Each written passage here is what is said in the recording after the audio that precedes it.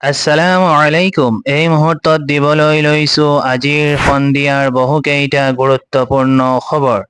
আজি হৈছে ২৪ জুলাই আৰু এই ধৰণৰ খবৰসমূহ নিতৌ চাবৰ বাবে চেনেলটো ছাবস্ক্ৰাইব কৰি ভিডিঅ'টোত এটাকৈ লাইক কৰি দিব। এই মুহূৰ্তত জনাই আছোঁ আজিৰ সন্ধিয়াৰ প্ৰথমটো খবৰ হৈছে ৰাষ্ট্ৰপতি এই অংকতে শিপাৰ সৈতে থকা বিজেপি নেতাকহে কৰিব নিৰ্বাচন। জগদীশ ধনখৰে উপৰাষ্ট্ৰপতি পদৰ পৰা হঠাৎ পদত্যাগ কৰাৰ পিছত ৰাজনৈতিক ধুমুহা অব্যাহত আছে। তাৰ মাজতেই বিজেপিয়ে পৰৱৰ্তী উপৰাষ্ট্ৰপতিৰ কোন হ'ব তাৰ সন্ধান অব্যাহত ৰাখিছে। ইয়াৰ পিছত দিবলৈ লৈছোঁ সন্ধিয়াৰ আন এটা গুৰুত্বপূৰ্ণ খবৰ। গৰমত চিৰিয়াখানাৰ জন্তুৰো অৱস্থা কাহিল। ফেন এচিৰে সকাহ দিয়াৰ চেষ্টা কৰ্তৃপক্ষৰ। তাৰ পিছত সন্ধিয়াৰ আন এটা গুৰুত্বপূৰ্ণ খবৰ। হিমাচল প্ৰদেশত ভয়ংকৰ পথ দুৰ্ঘটনা। গুৰুতৰভাৱে আহত ভালেকেইগৰাকী যাত্ৰী। হিমাচল প্ৰদেশত সংঘটিত হৈছে এক ভয়ংকৰ পথ দুৰ্ঘটনা।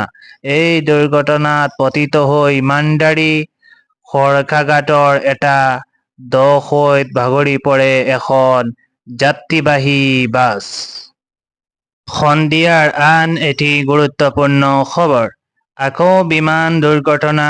এইবাৰ ৰাছিয়াৰ বিমান ভূপতিত হ'ল চীন সীমান্তত।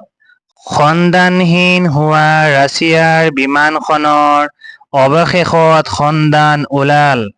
৫০ জন যাত্ৰী কঢ়িয়াই অনা এই বিমানখন দুৰ্ঘটনাৰ সন্মুখীন হোৱাত আটাইকেইজন যাত্ৰীৰে মৃত্যু হোৱা বুলি জানিব পৰা গৈছে। আন এটি ডাঙৰ খবৰ হৈছে বহৰমপুৰৰ পিনাকপানী ৰিজৰ্ট এণ্ড ফেমিলি ধাবাত ডকাইতি কাণ্ড। নগাঁও জিলাৰ বহৰমপুৰৰ পিনাকপানী ৰিজৰ্ট এণ্ড ফেমিলি ধাবাত সংঘটিত হৈছে ডকাইতি কাণ্ড। জানিব পৰা মতে এনে দুৰ্বৃত্তৰ দলে হাতত পিষ্টল আৰু মাৰণাস্ত্ৰ লৈ ধাবাখনত চলায় ডকাইতি কাণ্ড। জানিব পাৰিম আন এটি ডাঙৰ খবৰ।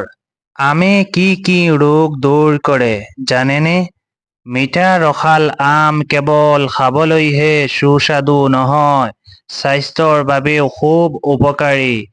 আমত vitamin A, C, B, fibre, potassium আৰু এন্টি-অক্সিডেণ্ট প্ৰচুৰ পৰিমাণে পোৱা যায়, যিয়ে আমাৰ শৰীৰক ভিতৰৰ পৰা শক্তিশালী কৰি বহু ৰোগৰ পৰা ৰক্ষা কৰে। এতিয়া দিবলৈ লৈছোঁ আন এটা গুৰুত্বপূৰ্ণ খবৰ।